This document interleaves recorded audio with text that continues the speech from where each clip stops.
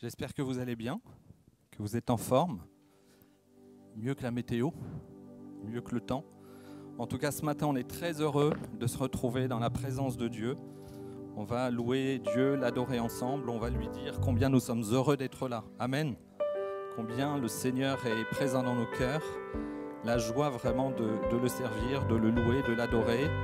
Alors sentez-vous libre d'exprimer votre joie comme vous le voulez. Ce matin, on est en famille, on est entre nous, alors que vraiment, la joie qui est dans notre cœur puisse s'exprimer librement. Je loue ton nom éternel, Seigneur, je célèbre ta bonté.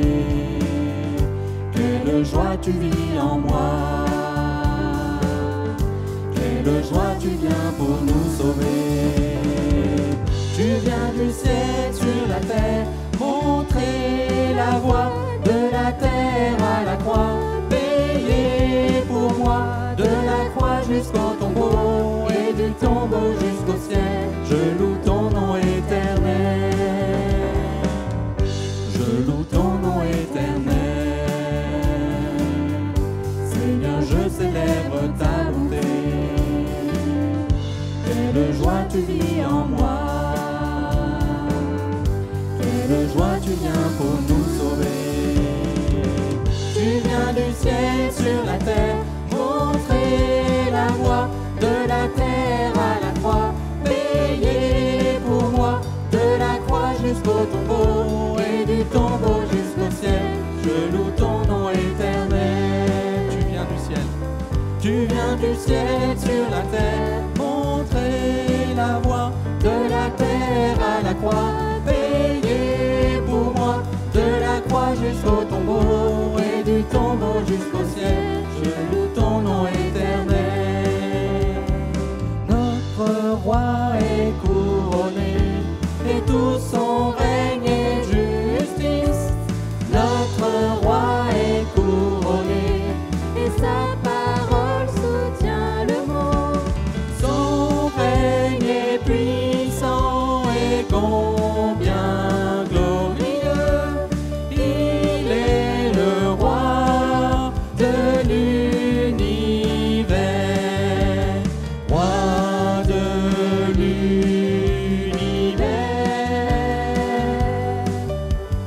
roi de l'univers. Notre roi est couronné et tout son règne est justice. Notre roi est couronné et sa parole soutient le monde. Son règne est puissant et combien glorieux. Il est le roi de l'univers, roi de l'univers, roi de l'univers. Parce qu'il vit, je n'ai rien à craindre. Mes lendemains sont assurés entre ses mains.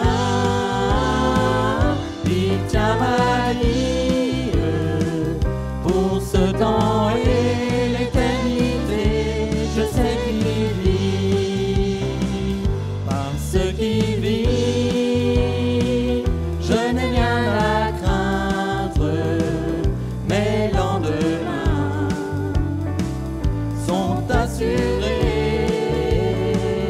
entre ses mains. Il tient ma vie pour ce temps et l'éternité. Je sais qu'il vit. Amen. Amen. Quelle joie, quelle grâce de savoir que Jésus tient notre vie entre ses mains. Alléluia. Quel beau soleil dans mon âme. Ce que je disais, heureusement que notre humeur et notre joie ne dépend pas de la météo, parce qu'en Normandie, on serait très mal. Mais oh, quel beau soleil dans mon âme. Jésus éclaire mon âme et ce matin, je veux vraiment lui exprimer toute la joie, toute la reconnaissance qu'il y a dans mon cœur. Amen.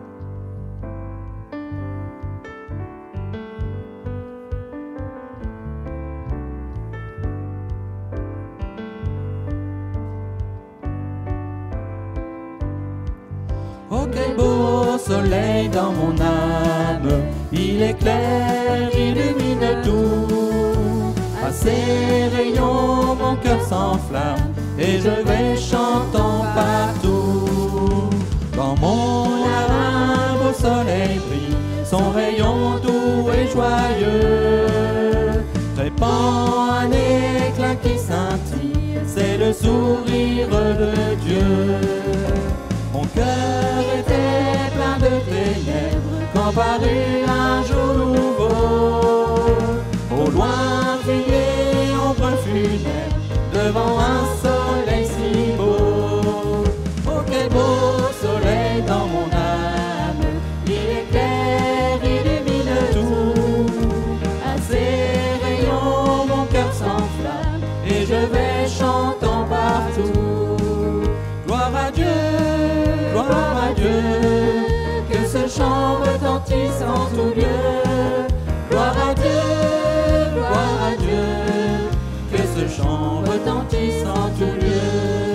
Gloire à Dieu, que ce chant retentisse en tout lieu. Gloire à Dieu, que ce chant retentisse en tout lieu. Gloire à Dieu au plus haut des cieux. On va continuer avec ce chant. Notre Père qui est dans le ciel, que ton nom soit sanctifié. Le refrain dit encore gloire à Dieu, gloire à notre Père, parce qu'il n'y a qu'à lui qu'on peut rendre toute la gloire ce matin. Alléluia. Jésus. Notre Père dans le ciel, que ton nom soit sanctifié, que ton royaume vienne. Nous voulons faire ta volonté. Donne-nous aujourd'hui le pain dont nous avons besoin. Le pardon est acquis pour nous et pour notre prochain. Gloire à Dieu, gloire à notre Père, gloire à Dieu, gloire à Dieu, gloire à notre Père, à lui le règne, la puissance, Amen. Notre Père dans le ciel, que ton nom soit sanctifié, que ton royaume vienne, nous voulons faire ta volonté. Donne-nous aujourd'hui le pain dont nous avons besoin. Le pardon est acquis pour nous et pour notre prochain. Gloire à Dieu, gloire à notre Père, gloire à Dieu. Nous chantons gloire à Dieu, gloire à notre Père, à lui le règne, la puissance, Amen. Gloire à Dieu, gloire à notre Père. Gloire à Dieu, gloire à notre Père, gloire à Dieu. Nous chantons gloire à Dieu, gloire à notre Père, à lui le règne, la puissance, Amen.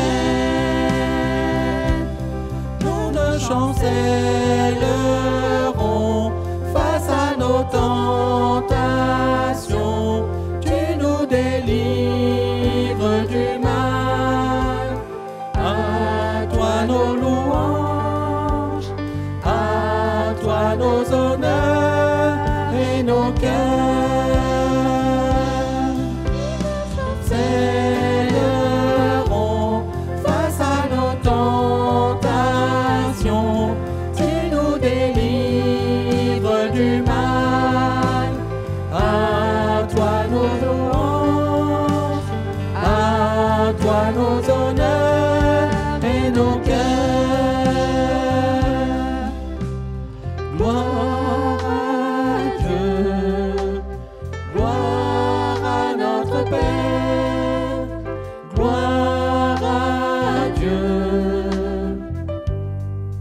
nous chantons.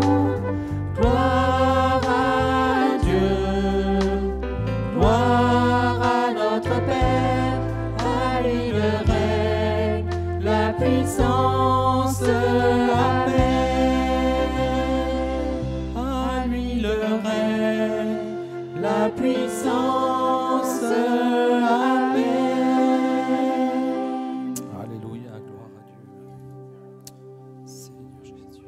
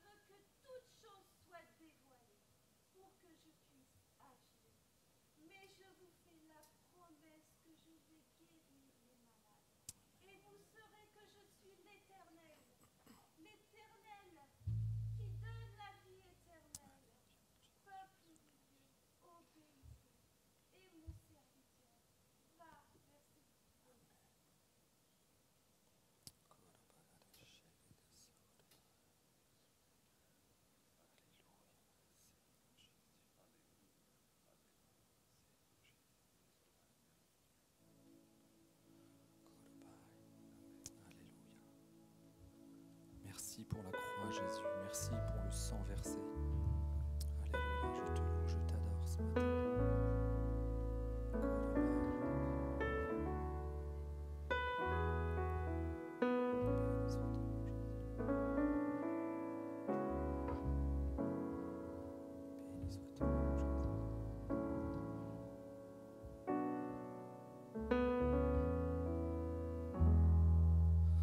Merci pour la croix, Jésus.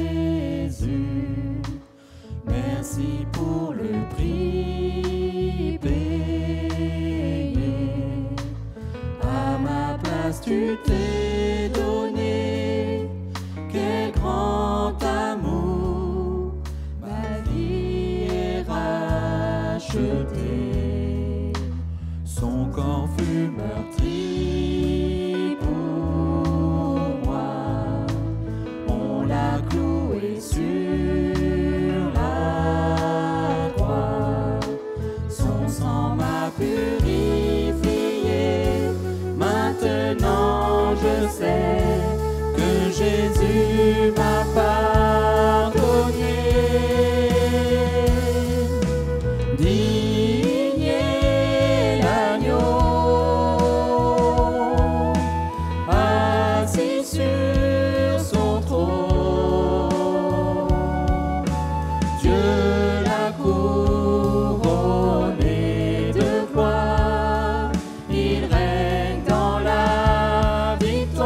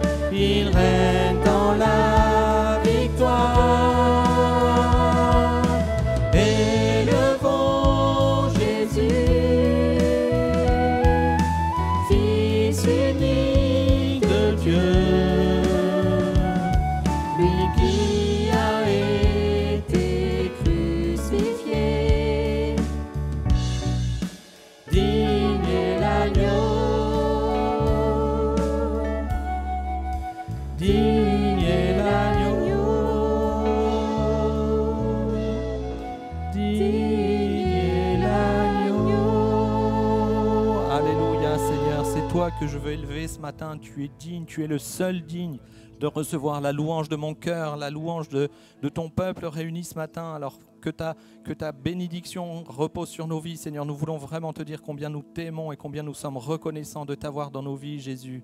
Alléluia, glorifié sois-tu, Jésus. Amen, amen. Bienvenue à chacun d'entre vous dans cette maison de Dieu. Bienvenue aussi à nos amis internautes. On veut proclamer Jésus. Alléluia. Et je voudrais commencer avec vous une série d'études, une série de méditations sur le roi David. Il y a de cela maintenant quelques mois, j'ai été fortement interpellé à nouveau par ce personnage biblique d'importance dans les Écritures et qui est source d'inspiration pour chacun de nous. Mais avant d'introduire précisément le sujet sur David, je vous invite à faire une lecture dans l'épître de Paul aux Romains, au chapitre 5, verset 17. Et ce verset sera comme un fil conducteur, comme un fil d'or au fur et à mesure que nous cheminerons avec David, parce que de ce verset se dégage une réalité extraordinaire.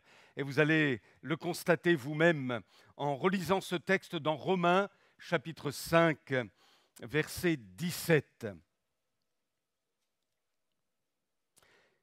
Si par l'offense d'un seul, la mort a régné par lui seul, à plus forte raison, ceux qui reçoivent l'abondance de la grâce et du don de la justice régneront-ils dans la vie par Christ lui seul. Une autre version dit, ceux qui reçoivent l'abondance de la grâce et du don de la justice, ils régneront dans la vie par le seul Jésus-Christ. Puissent ces quelques mots d'inspiration divine s'inscrire en lettres de feu dans chacun de nos cœurs. Nous sommes appelés à régner avec Christ dans la vie. Je m'attendais à un amen un peu plus soutenu. Nous sommes appelés à régner avec Christ dans la vie, bien sûr, bien-aimés. Nous sommes appelés à régner avec Christ dans la gloire, dans le ciel. Et si Jésus nous a sauvés, c'est bien parce qu'il a le désir de nous avoir avec lui dans le ciel de gloire pour l'éternité. Et nous avons un avenir absolument prodigieux. Tout ne se termine pas à la tombe, alléluia.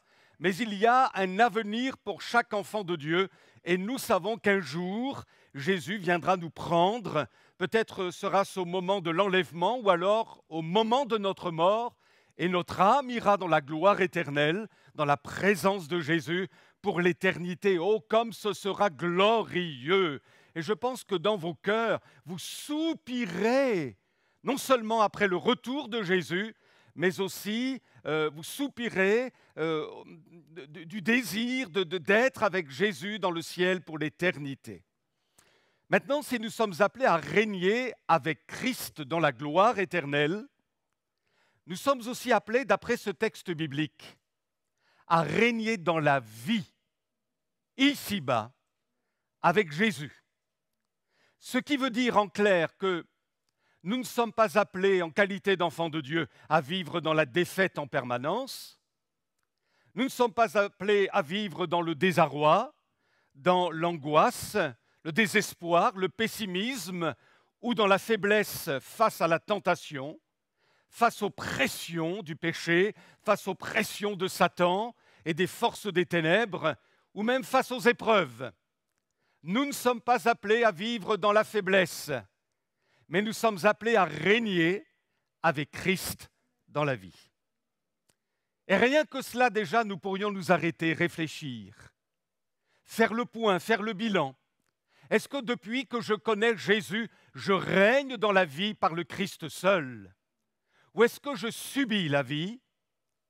Est-ce que je suis toujours mis en difficulté? Est-ce que je suis toujours abattu? Est-ce que je suis toujours dans le découragement, dans la dépression, dans la déprime? Je ne juge personne, mais il y a une interpellation pour nous ce matin. Selon ce verset biblique, nous sommes appelés à régner avec Christ dans la vie. Alléluia. Parce que nous sommes les fils et les filles du roi des rois. Et Jésus a tout accompli sur la croix. Son salut est parfait, de telle sorte que nous vivions cette qualité de vie qui ne se trouve qu'en Dieu. C'est la vie éternelle. Alors la question se pose pour chacun de nous. Comment régner avec Christ dans notre vie? Qu'est-ce que ça signifie? Nous allons ensemble y réfléchir à travers le récit de la vie de David, qui lui aussi, en son temps, a été appelé à régner avec Dieu. Qui n'a jamais entendu parler de David? Certainement que David est l'un des personnages de l'Ancien Testament, de l'Ancienne Alliance les plus connus, au même titre qu'Abraham, que Moïse, que Salomon ou même peut-être Jonas. David est un des personnages les plus connus de l'Ancien Testament et l'un des récits bibliques les plus populaires dans le monde entier est sans doute celui du combat de David contre Goliath. Alors si je vous dis, frères et sœurs et amis, qui est David selon la Bible? Certainement qu'un grand nombre de réponses passent déjà dans votre cœur, dans votre réflexion. Parce que David a un curriculum vitae, un CV des plus fournis. Qu'est-ce que vous en pensez? Berger, roi, poète, écrivain ou écrivain-poète. N'a-t-il pas écrit un grand nombre de psaumes? Musicien talentueux, joueur notamment de harpe. Et je suppose, mes amis, que David pouvait rivaliser sans problème avec Alan Stivell. Au niveau de la harpe, certainement.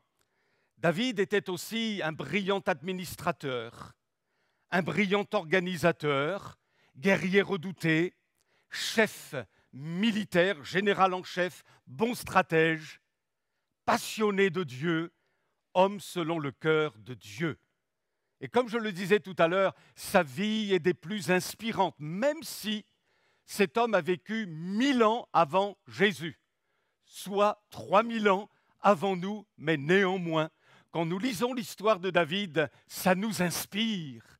Et nous voulons certainement faire les mêmes expériences que lui lorsqu'il a remporté des victoires, lorsqu'il a régné avec son Dieu. Maintenant, attention, David n'était pas un surhomme, un idéal inatteignable, un peu comme le monde voudrait nous présenter des personnages qui sont l'élite, des personnages finalement dont le modèle est inatteignable. Non, David n'était pas un surhomme, c'était un homme tout aussi fort que vulnérable, à tel point qu'il a sombré dans le plus vil péché, nous en parlerons. Et cela nous renvoie à cette parole de l'Écriture qui dit « L'esprit est bien disposé ». David était bien disposé, homme selon le cœur de Dieu, mais la chair est faible.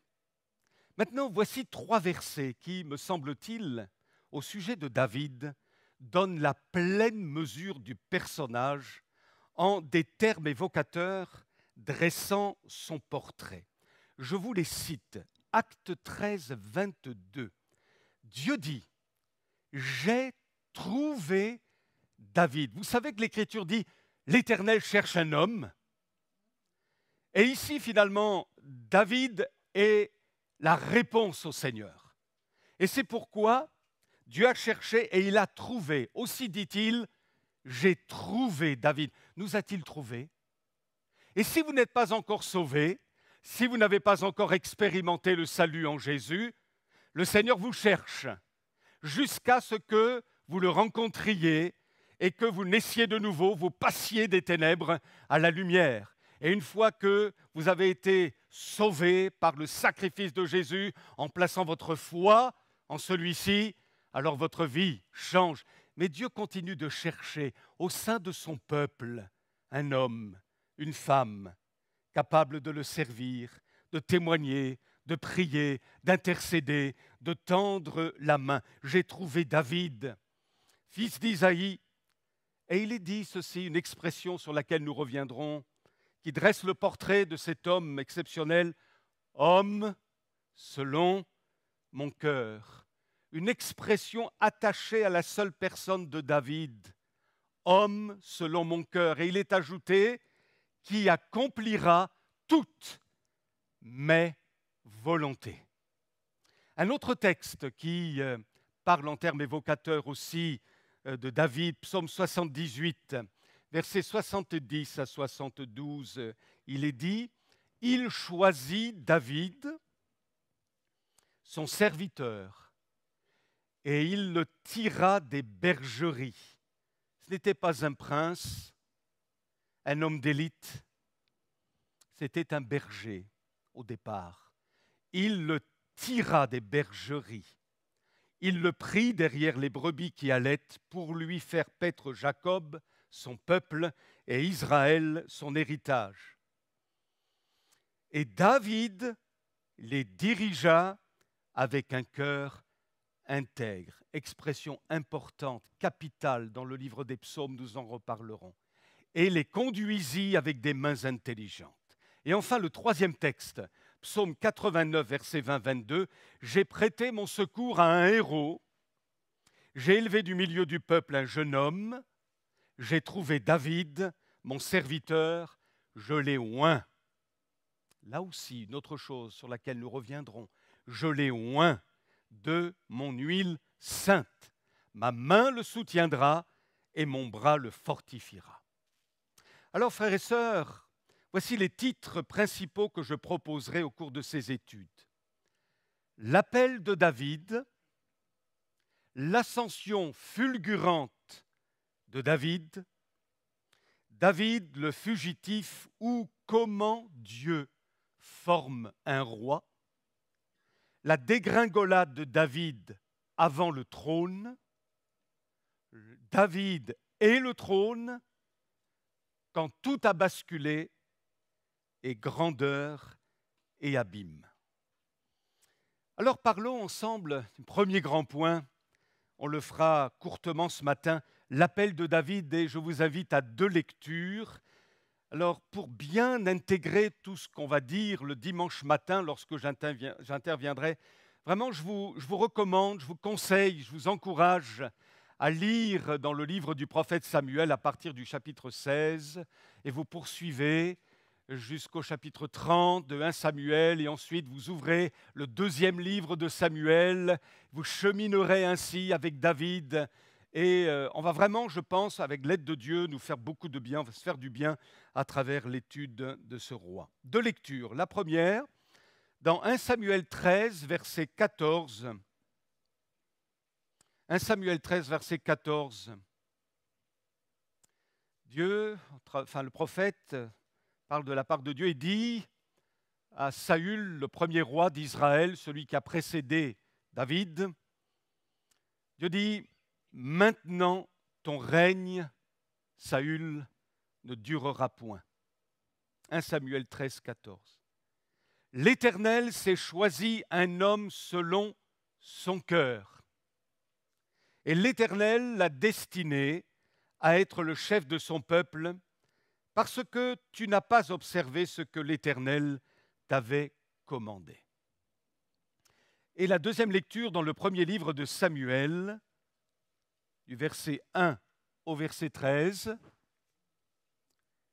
1 Samuel 16, verset 1, l'Éternel dit à Samuel, « Quand cesseras-tu de pleurer sur Saül ? Je l'ai rejeté afin qu'il ne règne plus sur Israël. Remplis ta corne d'huile et va. Je t'enverrai chez Isaïe Bethléemite, car j'ai vu parmi ses fils celui que je désire pour roi. » Samuel dit, « Comment irai-je ? Saül l'apprendra, il me tuera. » Et l'Éternel dit, « Tu emmèneras avec toi une génisse, et tu diras, je viens pour offrir un sacrifice à l'Éternel. Tu inviteras Isaïe au sacrifice. Je te ferai connaître ce que tu dois faire, et tu oindras pour moi celui que je te dirai. » Samuel fit ce que l'Éternel avait dit, et il alla à Bethléem. Les anciens de la ville accoururent, effrayés, au-devant de lui, et dirent, « Ton arrivée annonce-t-elle quelque chose d'heureux ?» Il répondit, « Oui. Je viens pour offrir un sacrifice à l'Éternel. Sanctifiez-vous. Venez avec moi au sacrifice. » Il fit aussi sanctifier Isaïe et ses fils, et il les invita au sacrifice. Imaginons la scène. Verset 6. Lorsqu'ils entrèrent, Samuel se dit, en voyant Éliab, certainement, loin de l'Éternel est ici devant lui. Et l'Éternel dit à Samuel, ne prends point garde à son apparence et à la hauteur de sa taille, car je l'ai rejeté. L'Éternel ne considère pas ce que l'homme considère. L'homme regarde à ce qui frappe les yeux, mais l'Éternel regarde au cœur.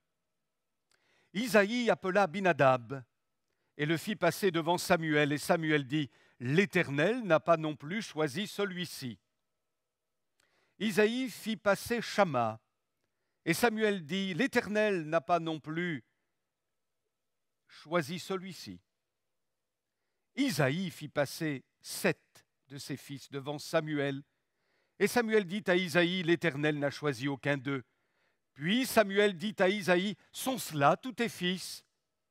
Il répondit, « Il reste encore le plus jeune. » Ou une autre version dit, « Le plus petit », c'est un terme un peu péjoratif, on en parlera. Mais il fait paître les brebis. Alors Samuel dit à Isaïe, « Envoie-le chercher, car nous ne nous placerons pas avant qu'il ne soit venu ici. » Isaïe l'envoya chercher. Or il était blond, avec de beaux yeux, une belle figure. L'Éternel dit à Samuel, « Lève-toi, oins-le, car c'est lui. » Samuel prit la corne d'huile, éloignit au milieu de ses frères. L'Esprit de l'Éternel saisit David à partir de ce jour et dans la suite, ce qui est unique dans l'Ancien Testament. On en parlera aussi. À partir de ce jour et dans la suite, Samuel se leva et s'en alla à Rama. 3 points essentiels se dégagent des 2 lectures bibliques que nous venons de faire. Le premier point est celui-ci. L'Éternel s'est choisi un homme selon son cœur. Le deuxième, le regard de l'homme diffère du regard de Dieu. Et le troisième point, l'Esprit saisit David à partir de ce jour et dans la suite. Alors le choix de Dieu s'est porté sur un homme selon son cœur. Nous allons ce matin nous intéresser à cet aspect de la vie de David, homme selon son cœur. Quel honneur, mes amis, pour David d'être décrit par son Seigneur de cette manière-là. C'est vraiment gratifiant pour David de s'entendre dire « Tu es un homme selon mon cœur ». Et cela nous amène tous à nous poser la question en réalité. Est-ce que Dieu peut me considérer comme un homme selon son cœur, une femme selon son cœur?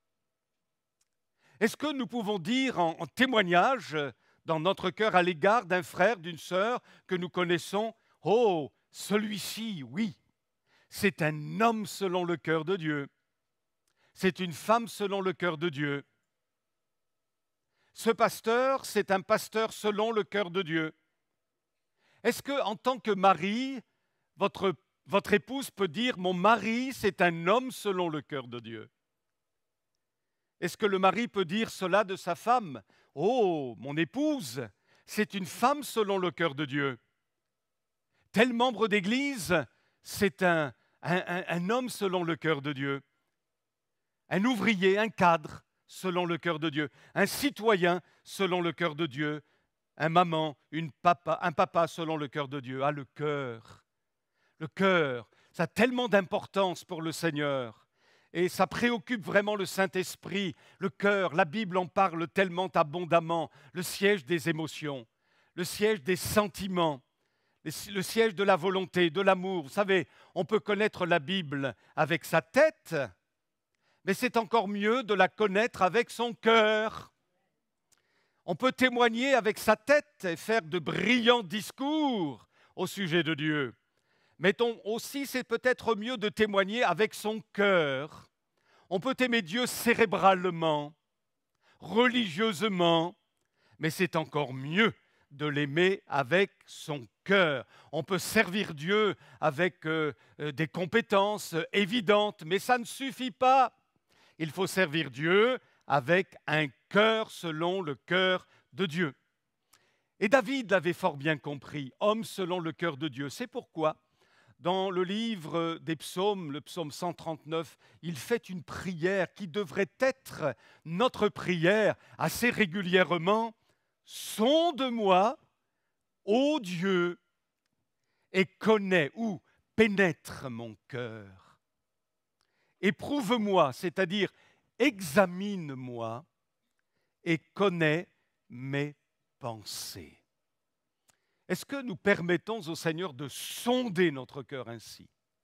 Est-ce que notre cœur est un livre ouvert devant le Seigneur? Rien de caché, rien de dissimulé, mais dans une pleine transparence. Seigneur, tu peux lire les profonds mobiles de mon cœur. Il n'y a rien qui puisse te contrarier. Tu es là, Seigneur. Et s'il y avait quelque chose qui bloquerait la bénédiction, ma communion avec toi, tu sondes mon cœur, tu l'examines et tu me le diras, Seigneur. Qu'est-ce qu'un homme selon le cœur de Dieu? Avez-vous réfléchi à cela? Qu'est-ce qu'un homme selon le cœur de Dieu? Il me semble que pour bien le comprendre, il faut regarder à l'homme qui n'est pas selon le cœur de Dieu. Et s'il y en a un dans la Bible qui n'est pas selon le cœur de Dieu, c'est Saül, le premier roi d'Israël. Un roi selon le cœur des hommes, selon le cœur d'Israël, mais pas selon le cœur de Dieu. Saül avait bien commencé, mais très rapidement, ça s'est dégradé. Un auteur biblique décrit Saül de la manière suivante. Le cœur de Saül, dit-il, s'est enlaidi aussi rapidement que le ciel du désert, envahi par un orage d'été. Un orgueil rampant et sournois commença à se développer dans son cœur. Véritable cancer spirituel aux multiples métastases. Impatience et désobéissance aux ordres de Dieu. Égocentrisme prononcé. Zèle sans intelligence. Décision inconsidérée. action hâtive et impulsive, serment arbitraire et téméraire, irréfléchi et stupide, jalousie destructrice, refus persistant d'une vraie repentance devant Dieu et devant les hommes. Voilà la description d'un homme qui n'est pas selon le cœur de Dieu. Autrement dit, un homme sur qui Dieu ou sur le cœur duquel Dieu ne règne pas. Le véritable roi dans la vie de Saül, c'était lui-même. C'était son moi. Orgueilleux, susceptible, malicieux, fourbe, mesquin, méchant, jaloux, et l'on pourrait en ajouter à la liste. Voilà un homme qui n'est pas selon le cœur de Dieu. Alors qu'est-ce qu'un homme selon le cœur de Dieu? Qu'est-ce qu'une femme selon le cœur de Dieu? On pourrait certainement avoir une longue réunion, la prolonger, tellement il y aurait de choses à dire. Mais je vous propose 4 caractéristiques de l'homme selon le cœur de Dieu. La première, c'est que Dieu règne en lui. Et c'est parce que Dieu régnait littéralement sur le cœur de David que celui-ci a pu régner efficacement sur Israël. À l'inverse, c'est parce que Dieu ne régnait pas sur le cœur de Saül que son règne sur Israël a été lamentable. Autrement dit, plus nous laisserons Christ régner dans notre cœur, plus nous serons bénis. Je ne parle pas d'une pseudo-bénédiction, excluant les épreuves, la formation, etc. David a connu des épreuves dans sa formation, Paul aussi, mais pourtant c'étaient 2 hommes bénis. Malgré les trahisons, le rejet, les colibés, les prisons, les naufrages, néanmoins, s'il y a bien un homme béni dans l'Ancien Testament, c'est David, et dans le Nouveau, c'est Paul. Pourquoi? Parce que ces 2 hommes ont laissé régner le Seigneur dans leur cœur. Le véritable chrétien, c'est celui qui non seulement a accepté dans un premier temps Christ comme son sauveur, mais vous remarquerez dans la Bible que le mot sauveur n'est pas tellement usité. Par contre, le mot Seigneur est partout. Autrement dit, oui, Christ est le sauveur dont notre âme a besoin, mais il doit être avant tout le Seigneur de notre vie. On est passé d'un règne à un autre règne, du règne de Satan dans notre vie, du règne du péché dans notre vie, au règne de Jésus-Christ dans notre vie. Béni soit Dieu. Comment régner dans la vie? Et cela nous renvoie à notre texte initial de Romains 5, verset 17. Ils régneront dans la vie par le seul Jésus-Christ. Oswald Sanders, qui a écrit des ouvrages importants, ouvrages chrétiens, a écrit « Notre règne dans la vie n'est que le résultat de son règne en nous. S'il règne en nous, nous régnerons dans la vie. » N'est-ce pas interpellant? Si Jésus règne en nous, alors oui, nous régnerons dans la vie. Avons-nous besoin d'une délivrance? Avons-nous peut-être besoin de sortir d'un marasme? Avons-nous besoin de sortir de principes mondains? Avons-nous besoin d'être délivrés d'un trait de caractère particulier qui nuit non seulement à notre personne, mais aussi aux autres? Avons-nous besoin d'une victoire sur le péché? Laissons Christ régner littéralement dans notre cœur. Qui règne dans ma vie? Qui règne dans votre vie? Qui est le roi de votre vie? Est-ce que c'est vous qui régnez? Ou est-ce que c'est Jésus qui règne véritablement sur le cœur de notre vie? Qui règne véritablement dans notre cœur? Notre travail? Notre télévision? Notre physique? Nos jeux sur Internet ou sur l'ordinateur? nos ambitions, la réussite, la maison, nos peurs, les échecs, nos blessures intérieures, nos déceptions. Qui règne en réalité dans notre cœur? Qui est le premier? Qui est le maître? Qui est le roi? On comprend pourquoi Jésus, dans la prière modèle du Notre Père, dit que ton règne vienne. Et il y a deux sens à cette parole de Jésus. Le premier sens, c'est que nous devons, dans notre prière, nous attendre au règne de Dieu, c'est-à-dire au retour de Jésus, qui va régner sur la terre. Alléluia. Que ton règne vienne. Oui, Maranatha, viens Seigneur Jésus. N'est-ce pas le désir de l'Église? Même si Magali et Wendy, vous devez vous marier bientôt, mais si Jésus revenait avant, qu'est-ce que vous en pensez? Que ton règne vienne, Seigneur. Dès maintenant, alléluia. Puisse le Seigneur Jésus revenir aujourd'hui, ou demain, ou après-demain. Son temps sera le sien. De toute manière, ce n'est pas à nous de décider. Mais il y a un soupir dans le cœur de l'Église. Que ton règne vienne, Seigneur. Parce qu'il y en a assez du règne de Satan, il y en a assez du règne du péché, il y en a assez du monde des ténèbres, il y en a assez de voir autant de gens être dans la misère, dans la peine, à cause de leur péché, à cause de leur addiction, tant de couples qui se détruisent, tant d'enfants qui sont abusés, tant de dirigeants qui exploitent les nations dont ils sont les chefs, tant de richesses injustes. Nous vivons dans un monde qui gît sous le malin. Et l'enfant de Dieu soupire après autre chose.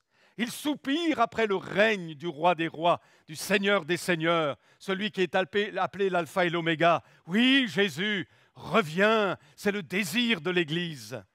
Mais il y a aussi bien sûr un autre sens à cette parole. Quand nous disons que ton règne vienne, nous disons, Seigneur, établis ta royauté dans ma vie. Et vous savez, frères et sœurs, entre nous, si Christ régnait réellement dans les églises, il y aurait moins de soucis, moins de tensions, moins de conflits, moins de problèmes. Si Christ était véritablement le roi de votre foyer, le roi de votre couple, certainement que ça marcherait encore mieux. Qu'est-ce que vous en pensez? Être le roi, être le Seigneur, que ton règne vienne. Est-ce que c'est ça qui habite notre cœur à chacun? Dans le livre des Actes des Apôtres, nous l'avons lu tout à l'heure au chapitre 13, versets 22-23, Dieu dit « J'ai trouvé David, fils d'Isaïe, homme selon mon cœur, qui accomplira toutes mes volontés. » Si Christ règne en nous, nous accomplirons la volonté de Dieu. C'est ça notre honneur, accomplir la volonté de Dieu. Vous avez tous entendu parler d'Hudson Taylor, un remarquable missionnaire évangélique du XIXe siècle qui a conquis spirituellement la Chine en son temps. Et Hudson Taylor dit ceci, sa vie est fort intéressante d'ailleurs, je vous invite à lire sa biographie.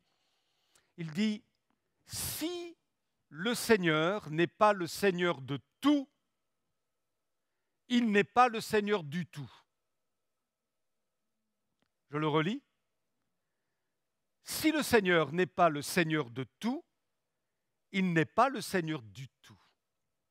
Et un autre célèbre missionnaire et explorateur d'ailleurs, David Livingstone, missionnaire britannique du XIXe siècle, qui a œuvré particulièrement en Afrique, les dernières paroles qu'il a écrites dans son journal personnel sont celles-ci. Elles ont été trouvées après sa mort. Et il écrit ceci, ce sont ses derniers mots. Sachant que son heure était venue, qu'il allait partir, il écrit « Mon Jésus, mon roi, ma vie, mon tout, à toi je me consacre à nouveau. » Voilà un homme qui avait laissé Christ régner dans sa vie. L'homme selon le cœur de Dieu laisse Christ régner dans son cœur. Deuxième caractéristique de l'homme selon le cœur de Dieu, c'est qu'il aime et recherche la présence du Seigneur. Nous pourrions lire quantité de textes faisant allusion à la recherche de Dieu dans le cœur de David, mais je vous cite simplement celui-ci, le psaume 27, versets 4 et verset 8. Souvenez-vous, David qui dit « Je demande à l'Éternel une ». Certainement qu'il a demandé plus d'une chose, mais pour lui, il résume sa demande en une chose d'importance. Pour lui, c'est ce qui est le plus important. Bien qu'il soit roi, formidable organisateur, grand administrateur, il avait de grandes responsabilités, il ne faut pas se leurrer. C'était un homme occupé, plus qu'occupé. Mais la chose la plus importante, puisque c'était un homme selon le cœur de Dieu, c'était la présence de son Seigneur. Je demande à l'Éternel une chose, que je désire, dit-il, ardemment. Il y a un feu en lui, mes amis. Je le désire ardemment. Vous imaginez si David était au milieu de nous ce matin, nous l'aurions entendu prier, nous l'aurions entendu louer, ne croyez-vous pas? Et il l'aurait fait non pas d'une manière timide, d'une manière timorée, mais il l'aurait fait, nous l'aurions entendu, David. Ah, je te désire, Seigneur. Tu es le tout de ma vie. Je t'aime, Jésus. Je t'adore, Jésus. Ma vie, elle est à toi, Seigneur. Je demande à l'Éternel une chose que je désire ardemment. Je voudrais habiter toute ma vie dans la maison de l'Éternel pour contempler la magnificence de l'Éternel et pour admirer son temps. Mon cœur dit de ta part, cherchez ma face. Je cherche ta face, ô Éternel. Si depuis quelques jours, quelques semaines, quelques années, tu ne recherches pas avidement le Seigneur, es-tu un homme, une femme selon le cœur de Dieu, mon bien-aimé? Il y a une interpellation du ciel. Le cœur de David vibrait pour son Dieu. Et vraiment, David, c'était un passionné de Dieu. Je ne sais pas si on peut le mesurer, voyez-vous. Je ne sais pas. Mais selon ce qu'on lit de sa vie, dans le livre de Samuel, selon ce qu'on lit dans les psaumes, David, c'est un homme passionné de Dieu. Passionné de Dieu. Et je pense même qu'il serait capable de nous faire rougir, vous et moi. Tellement il était proche de Dieu, tellement il aimait le Seigneur, tellement il était en lien avec son roi. Alléluia. Il pourrait même nous faire rougir, nous qui sommes introduits dans la nouvelle alliance et qui avons par conséquent une plus grande révélation de Jésus, de Dieu, du Saint-Esprit. Lui n'avait pas toutes ces lumières encore. Et pourtant, avec les révélations qu'il avait déjà, il était proche de son Dieu. Merci Seigneur. Juste un exemple pour nous en convaincre si besoin. Après avoir conquis la ville de Jébus, qui est devenue Jérusalem, la cité de David, la cité du roi, eh bien, David a eu dans son cœur une pensée qui l'a habité. C'était presque une obsession chez lui. Savez-vous quelle était cette pensée? Est-ce que c'était celle de bâtir des infrastructures pour qu'on dise que c'était un grand roi, de belles tours, de belles forteresses à Jérusalem, pour qu'on puisse dire que David, comme nos présidents, a laissé sa marque à Jérusalem? Est-ce que son projet, sa pensée qu'il habitait était de faire de beaux jardins, de belles fontaines et tout cela? Non. Ce qui l'obsédait réellement dans son cœur, dans son âme, c'était d'amener l'arche de l'Alliance qui était à Kirjat Jearim, à une 20aine de kilomètres de Jébus, de Jérusalem. C'était de ramener l'arche de l'Alliance, symbole de la présence de Dieu, symbole de la bénédiction de Dieu, de ramener l'arche coûte que coûte dans la ville du roi. C'était ça, parce qu'il savait bien que s'il ne bénéficiait pas de la présence de l'arche, c'est-à-dire de la présence de son Dieu, il ne pourrait pas assumer sa responsabilité de roi. il serait vaincu. Il lui fallait coûte que coûte la présence de Dieu. Il lui fallait coûte que coûte chercher son Seigneur, bénéficier de la présence de son Dieu. Et c'est ce qu'il a fait comme une priorité dans l'exercice de sa royauté, à amener la présence de Dieu dans la cité de Sion. Alléluia. Et Dieu l'a fait réussir dans toutes ses voies. Bien-aimés, si nous avions chacun pour notre part ce même empressement pour amener l'arche de l'Alliance, la présence de Dieu dans notre Église, dans notre famille, notre couple, notre quartier, région ou dans notre pays, ne serait-ce pas remarquable? Et je ne parle pas précisément de l'Église ici, mais de l'Église d'une manière générale. Si tous les frères et sœurs, si tous les pasteurs, si tous les hommes, les femmes, les jeunes, les moins jeunes, fréquentant nos églises, étaient assoiffés d'amener l'arche de l'Alliance là où elle doit être placée, la présence de Dieu, la bénédiction de Dieu, ce serait formidable. Je crois que vivre auprès de David, ça vous communiquait quelque chose. Ça vous communiquait l'envie de communier avec Dieu comme lui. Un homme selon le cœur de Dieu, c'est un homme qui laisse Dieu régner dans son cœur. Un homme selon le cœur de Dieu cherche, aime la présence de Dieu. Ça va, vous tenez bon? Troisièmement, un homme selon le cœur de Dieu aime la droiture et l'intégrité. C'est impressionnant de lire le nombre de versets écrits par David qui parlent de droiture et d'intégrité. On ne peut pas citer tous les textes ce matin, je vous en cite quelques-uns. Psaume 25, 21. Que l'innocence et la droiture me protègent quand je mets en toi mon espérance. Psaume 26, 11 à 12. Moi je marche dans l'intégrité. Mon pied est ferme dans la droiture. Psaume 18, verset 21. L'Éternel m'a traité selon ma droiture. Il m'a rendu selon la pureté de mes mains. Ce qui veut dire que David a été un homme profondément vrai, plein de lumière, plein de transparence. Un jour, il y avait une jeune fille qui se trouvait dans une église où il y avait des vitraux. Et le responsable de cette église s'est approché de cette jeune fille en lui disant « Peux-tu me dire ce que c'est un saint de Dieu ?» Alors elle a regardé autour d'elle et son regard s'est porté sur les vitraux qui rayonnaient de la lumière du soleil. Et sa réponse ne tarda pas. Elle lui a dit « Un saint de Dieu, c'est une personne qui est traversée par la lumière. »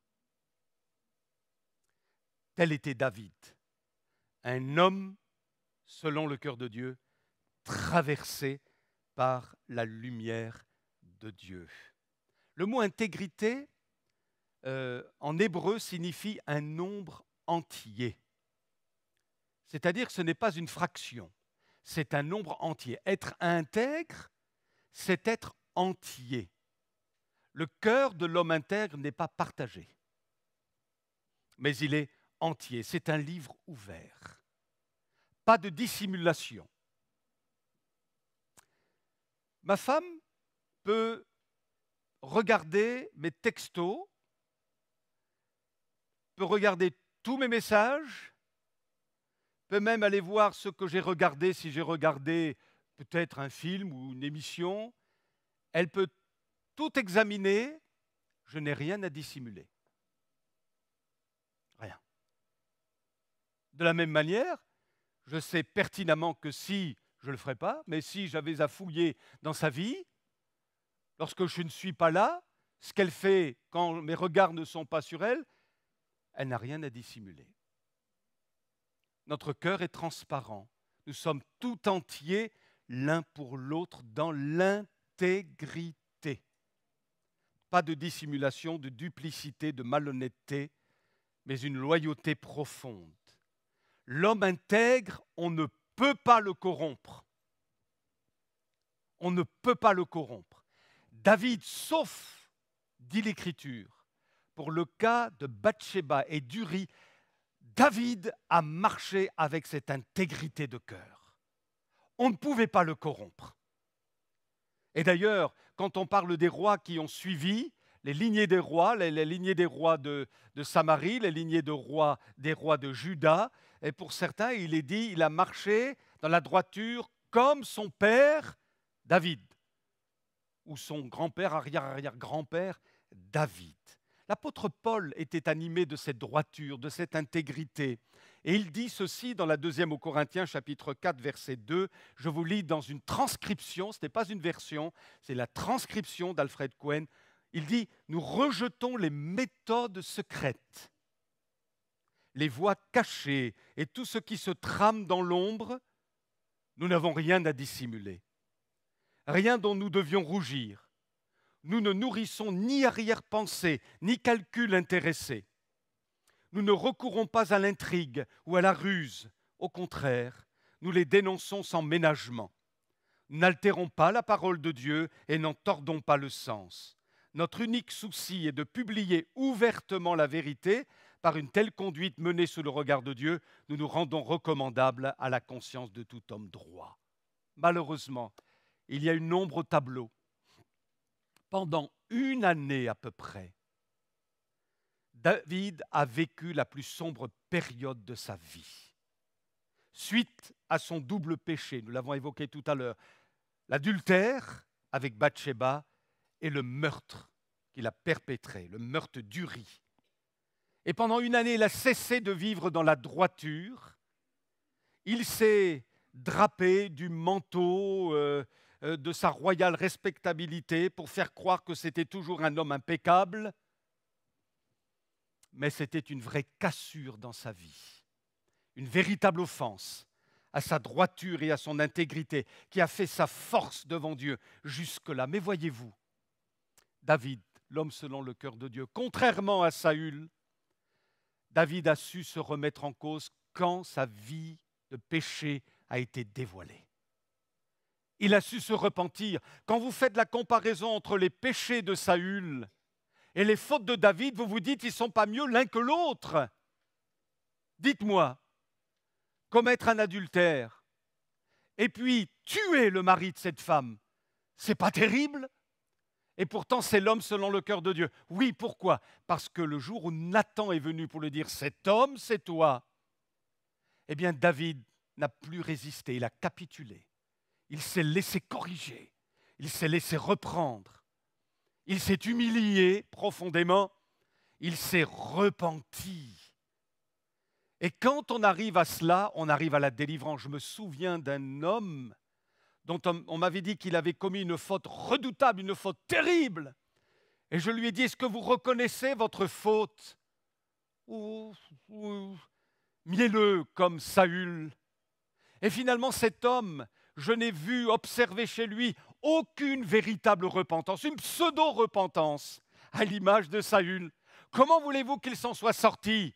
Il a fait de la prison après. Et aujourd'hui, il n'est plus dans les rangs de l'Église. Il a abandonné le Seigneur. C'est terrible cela.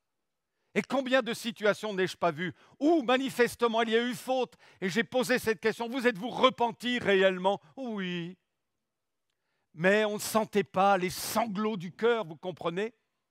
C'était une pseudo-repentance. Comment voulez-vous que le Seigneur intervienne quand on joue comme cela avec lui? Ce n'est pas possible.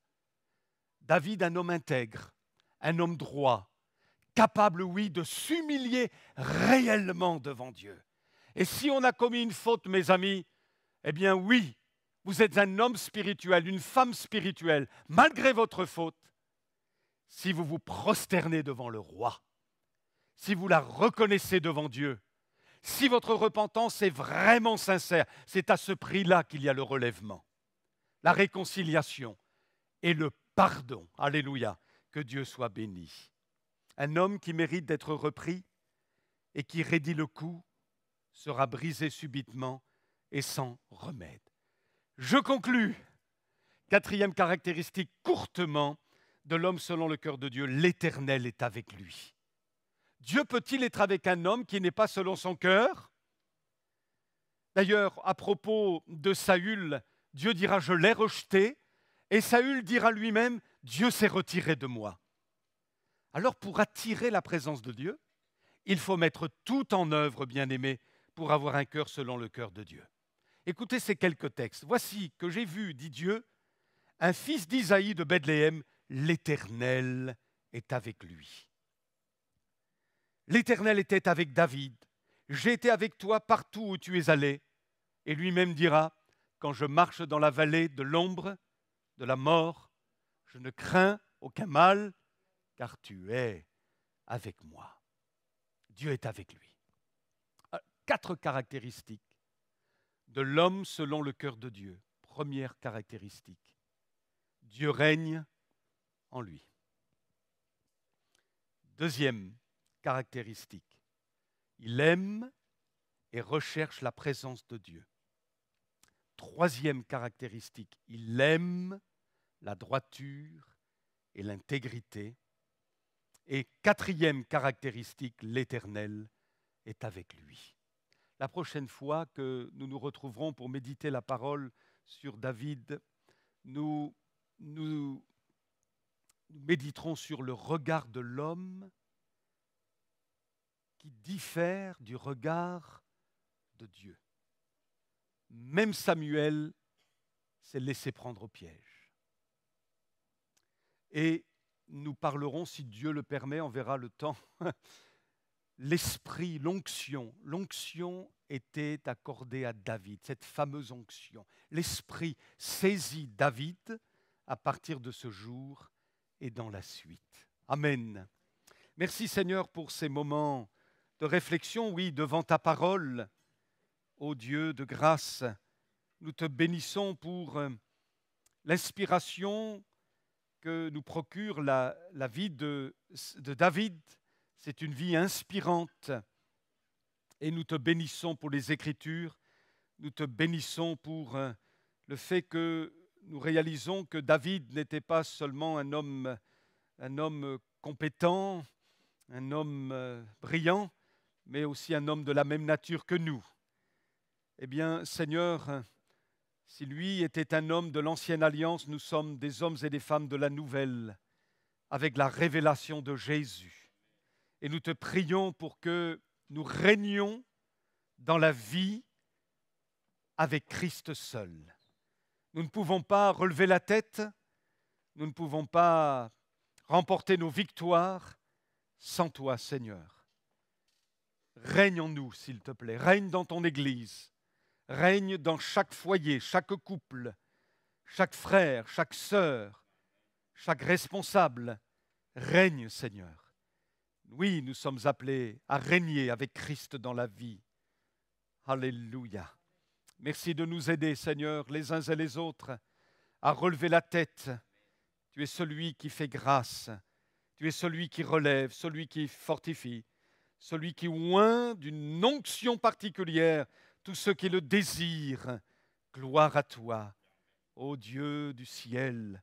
Nous te bénissons parce que pour la plupart d'entre nous, tu nous as transformés et nous prions pour ceux qui ne te connaissent pas encore, Seigneur, qui sont là dans ce lieu, qui sont à l'écoute sur Internet. On te prie pour eux, pour que tu les bénisses, les visites, les sauves et que tu deviennes leur véritable Seigneur, régnant dans leur vie, régnant dans leur cœur.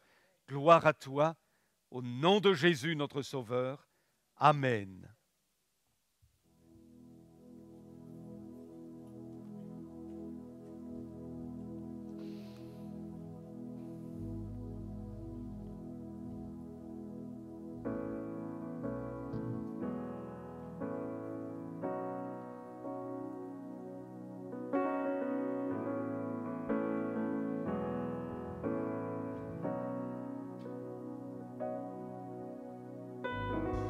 Seigneur, tu me cherches,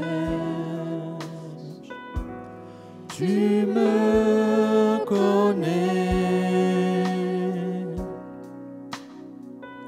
Et si je t'oublie, je sais que tu m'aimes.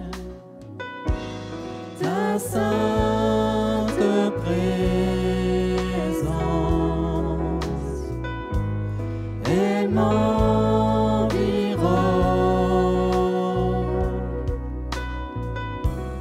À chaque moment, je sais que tu m'aimes. Je sais que tu m'aimes. À la croix je me prosterne, où ton sang coula pour moi. Aucun amour n'est plus grand. Tu as gagné sur la mort, ta gloire remplit les lieux très hauts. Rien ne peut nous séparer. Tu marches devant moi, tu gardes mes pas. Ta main me soutient. Je sais que tu m'aimes. Je sais que tu m'aimes. À la croix je me prosterne, où ton sang coula pour moi. Aucun amour n'est plus grand. Tu as gagné sur la mort, ta gloire remplit les lieux très hauts. Rien ne peut nous séparer. À la croix je me prosterne, où ton sang coula pour moi. Aucun amour n'est plus grand. Tu as gagné sur la mort, ta gloire remplit les lieux très hauts. Rien ne peut nous séparer. Tu déchires le voile, tu traces un chemin, car tu as tout accompli. Tu déchires le voile, tu traces un chemin, car tu as tout accompli. Si tout s'effondrait devant mes yeux, tu resterais là. Je sais que tu m'aimes. Je sais que tu m'aimes. À la croix je me prosterne, où ton sang coula pour moi. Aucun amour n'est plus grand. Tu as gagné sur la mort, ta gloire remplit les lieux très hauts. Rien ne peut nous séparer.